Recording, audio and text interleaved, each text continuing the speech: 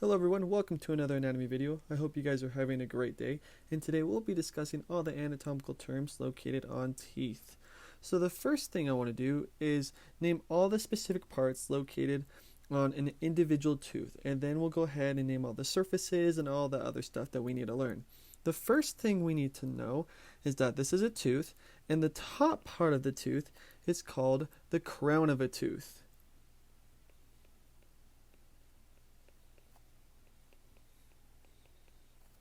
Just inferior to the crown of the tooth, we have the neck of the tooth. And the neck of the tooth is the part just before the tooth goes into the gums. So this right here is the neck of the tooth.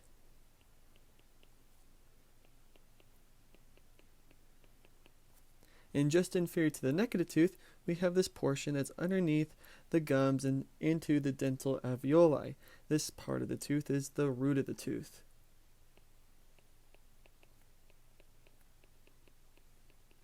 So we can see the neck of the tooth kind of separates the crown of the tooth from the root of the tooth. Now going back to the root of the root of the tooth is able to anchor itself into the dental alveoli by specialized connective tissue. This connective tissue is located right here, and it anchors the tooth to the dental alveoli. This connective tissue that anchors the root of the tooth to the dental alveoli is called periodontium.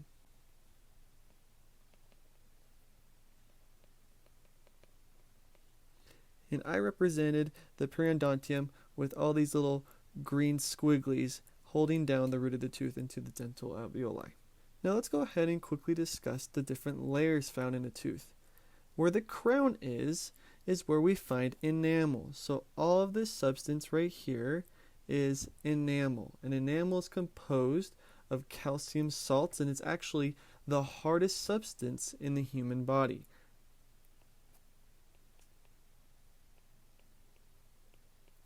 Now enamel doesn't go into the root of the tooth. Instead, the root of the tooth has a material called cementum. And this is a bone-like tissue that connects to the periodontium, which is then anchored into the dental alveoli. Now the next layer that's deep to both enamel and cementum is what we call dentin. All of this is dentin.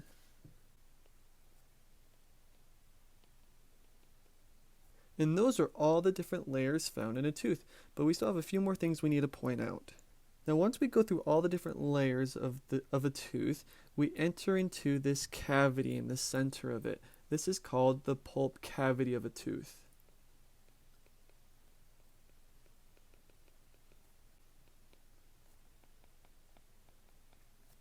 Within the pulp cavity is what's called dental pulp. And all dental pulp is different sorts of nerves going into it, veins, arteries, all this stuff located within the pulp cavity. That is just called dental pulp.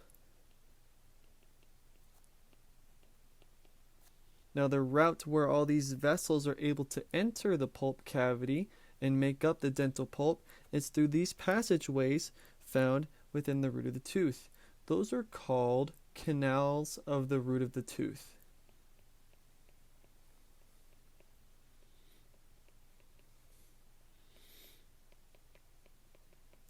When parenting all these different terms to a tooth, if you just have a generic tooth in front of you, then it's fine just to say pulp cavity of a tooth or canal of root of a tooth.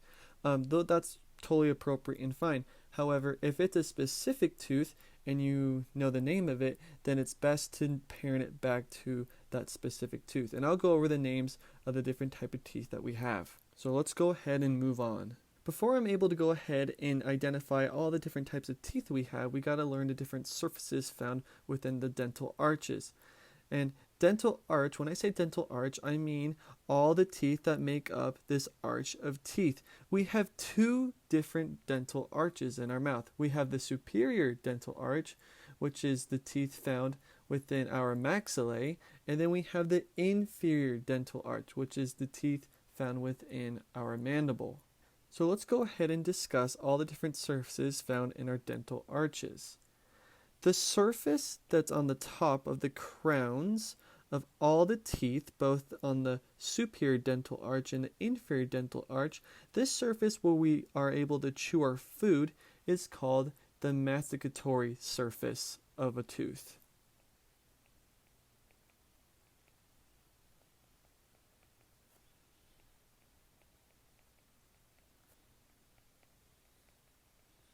Remember, we're talking about individual surfaces of each tooth found within the arch, so it's parented back to the tooth. The next surface we need to identify is this surface within the inside of the teeth, closest to the tongue, where I'm coloring in blue. This inner surface that's closer to the tongue is called the lingual surface of a tooth.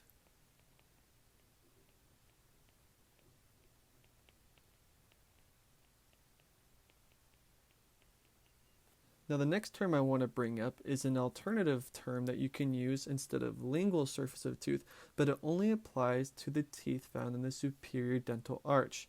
You can also call the lingual surface of a tooth only when you're referring to the superior dental arch. You can also call this the palatal surface of a tooth.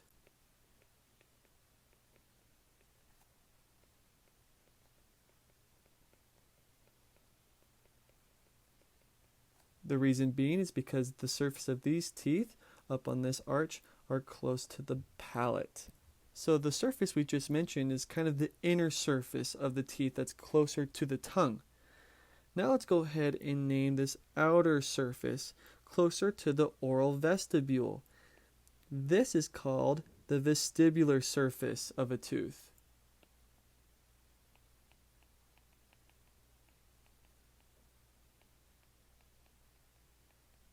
The vestibular surface of a tooth can be called two different things depending on where it is. Now this is where you gotta kind of visualize where everything's placed within the mouth. The vestibular surface of these teeth back here is actually really close and adjacent to the cheeks. You gotta think, your molars are closer to your cheeks than they are your lips. And because of that, you can also call this surface the buccal surface of a tooth.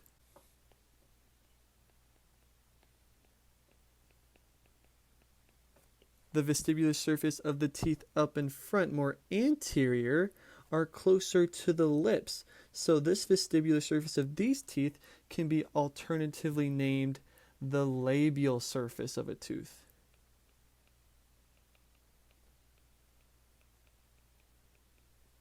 Now looking at this image, it's kind of hard to think that there are more surfaces that we need to learn, but there are actually a couple more. Right here, between each tooth that I'm coloring in orange, we have surfaces where they're rubbing against other teeth, neighboring teeth. These surfaces are called approximate surfaces of a tooth.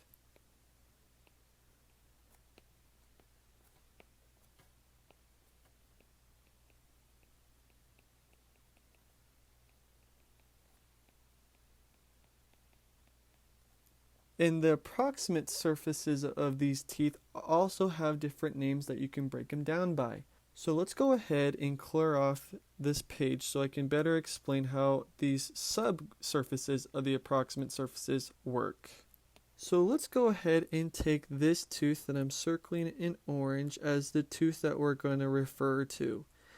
This tooth has two different surfaces that are articulating with neighboring teeth. We have one right here, and we have another surface that's articulating with another approximate surface of a tooth right here. So we have two approximate surfaces right here.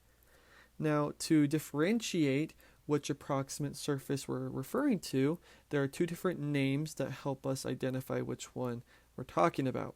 The first one is called the mesial surface of a tooth.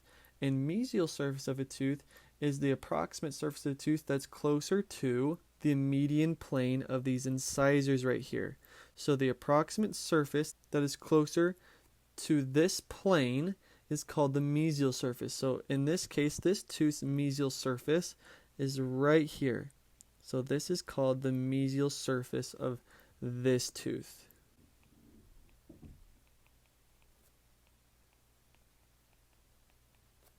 Since this approximate surface of this tooth is more distal to that plane between the incisor teeth, this is going to be called the distal surface.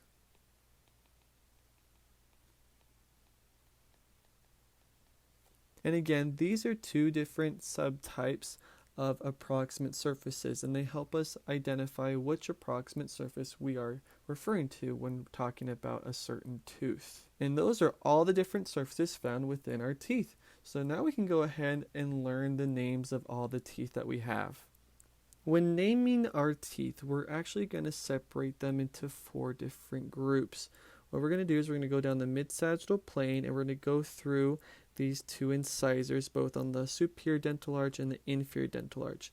And then we're going to use an imaginary plane that goes between and separates these 2 dental arches, like so. So now we have 4 different groups. We have one group here, we have one group here, we have another one, and here's the 4th one. So we have 4 different quadrants. Okay, that's going to be important later. So the first teeth that I'm going to name are these 2 teeth right here. They're the closest to that mid-sagittal plane that we were talking about earlier. These are called your incisor teeth.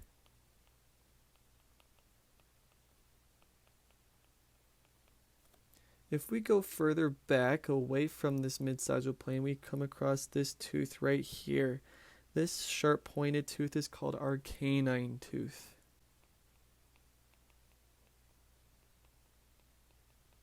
If we continue going distal, we have this set of teeth right here, and these are called premolar teeth.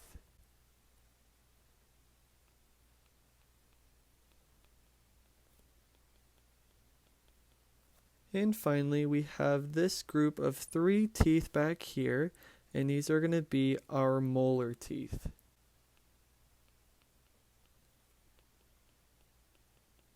So if we go ahead and count just in one group of teeth, we have 2 incisor teeth, we have 1 canine tooth, we have 2 premolar teeth, and then we have 3 molar teeth. If you multiply these by 4 and add them up, you'll end up with 32 teeth in total. However, there's something important that I need to discuss, and it's the difference between adult teeth and teeth that you have as a child. In an adult mouth, there are 32 permanent teeth, and we actually call this the permanent dental formula. And let me go ahead and write out the permanent dental formula.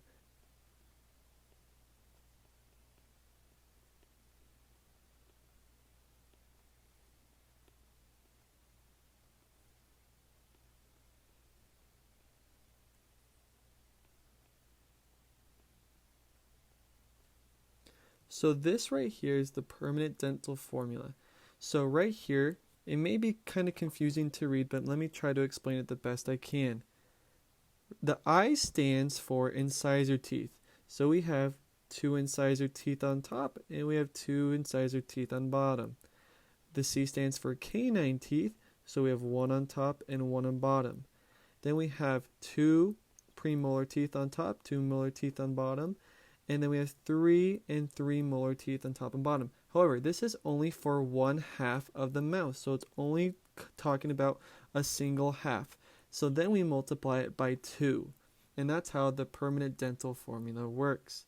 Now you might be asking yourself, well, if this is the permanent dental formula, there must be one for children, and there is.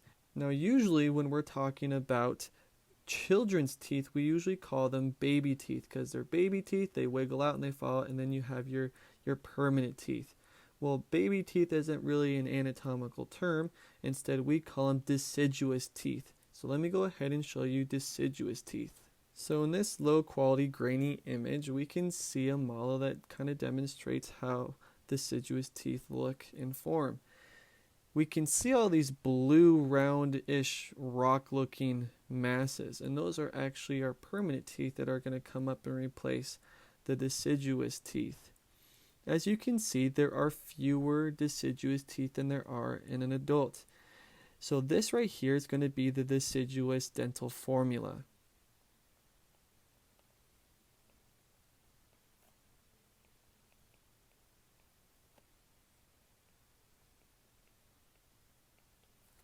So right there is the deciduous dental formula, and you may notice that they don't have any premolar teeth.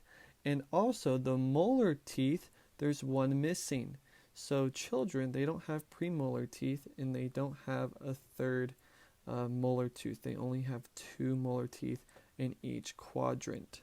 And to help solidify this idea, I'm going to go ahead and number them out to you. So you have 1, 2 incisor teeth, 1 canine tooth, and then the very back you have your 2 molar teeth. And then you multiply that by 4 and you have a total of 20 teeth. So far in this video we've discussed the names of the teeth, the surfaces of the teeth, and all the anatomical landmarks located on an individual tooth. Now it's important that we know how to count teeth. So let's go ahead and return back to that other image so we can go ahead and learn how to count teeth. When counting teeth, there are 3 different methods in doing so. There's the numerical way, the quadrant method, and the anatomical name. So the first method I'm going to teach you is going to be the numerical method. So I'm going to start off with your permanent teeth right here in a grown adult. So we have 32 teeth to count with. The order you start with is the upper right wisdom tooth, which is located right here. So this is going to be our number 1 tooth. So the next tooth we're going to count is 2, then 3, 4, 5, 6, 7, 8, 9, 10, 11, all the way down to 16. As you see, in this quadrant right here, we have 8 teeth. So each quadrant has a total of 8 teeth. So we start from 1, we go all the way across the superior dental arch, and then we go all the way to 16. Then we drop down, and that third molar tooth is going to be number 17. And then we're going to work our way all the way across again, and then the tooth that's directly inferior to the number 1 tooth is going to be number 32. And that's how you count permanent teeth in the numerical way. Now to count your permanent teeth using the quadrant method, like I did before, you divide your teeth into 4 separate quadrants. So I'll do that again for you guys. So we have our 4 quadrants, and we actually start with our incisors. This incisor right here is on the right side, and it's on top. It's the superior first incisor tooth. So we're going to call this tooth right here UR1, upper right first tooth. This tooth is going to be UR2. This will be UR3, UR4, all the way till we get to that third molar tooth, and that's going to be UR8. Now the same thing can be applied for this inferior dental arch. So let's go down right here. This tooth right here is going to be L for lower, and then we have it on the left side, so that's going to be lower left, and it's the first tooth in this quadrant. So this one's going to be LL2, LL3, all the way down to LL8. And you can do the same things with the other quadrants. You can have UR for upper right, UL for upper left, LL for lower left, and LR for lower right. And you start with the incisor teeth located here, here, here, and here, and you work your way back. And that is how you count teeth using the quadrant method. The last method of counting teeth is using their anatomic names. So again, we're going to divide the teeth into 4 quadrants.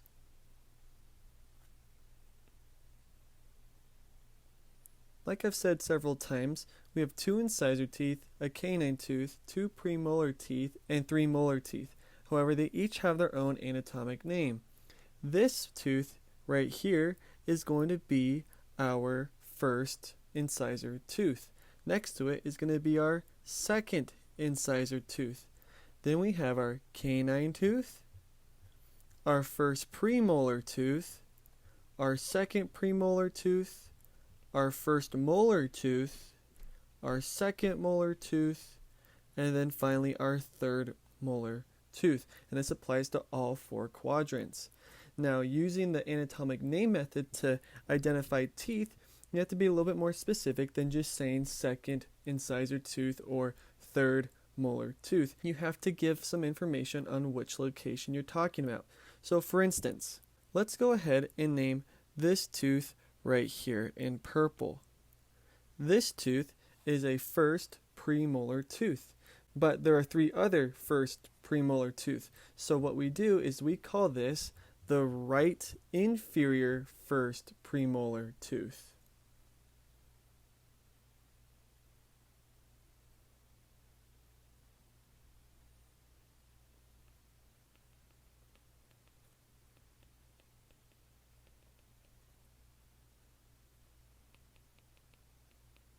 Let's do another example. This tooth right here that I'm coloring in yellow. That is a second incisor tooth, but we need to be more specific. So we're going to call that the left inferior second incisor tooth.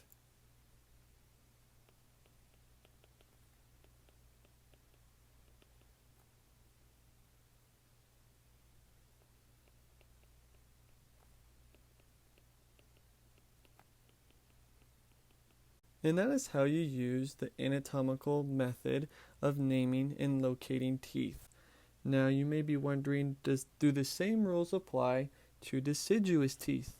They do, but there's a slight twist to it, and I'll show you right now how it works. So again, we see this really grainy image of our deciduous teeth, and I'm going to go ahead and separate them into quadrants.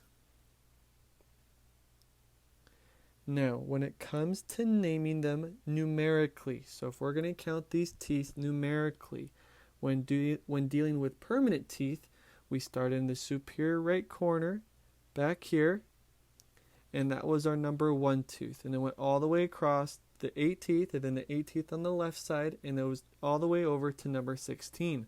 However, deciduous teeth, we have fewer teeth. We have 10 teeth on top and 10 teeth on bottom.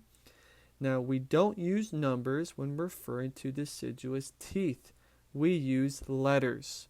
So this tooth would be A. This would be B, C, D, E, F, G, H, I, J.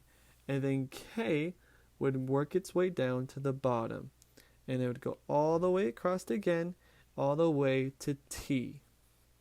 And that is how you use the numerical method for counting deciduous teeth.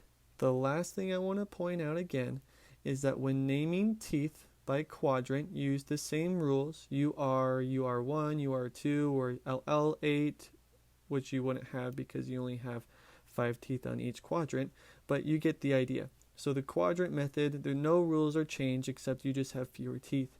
However, when naming teeth by using the anatomical name method, you got to remember children don't have premolar teeth, and they also are missing the third molar tooth. So because of that, you only have your first incisor tooth, your second incisor tooth, your canine tooth, and then you have your first and second molar. You notice how I skipped premolar because children don't have premolar teeth. They only have molar teeth, and then they're missing the third molar tooth. So remember, first incisor, second incisor, canine, first molar, second molar. And then the same rules apply whether it's the right inferior, the right superior section when naming these teeth.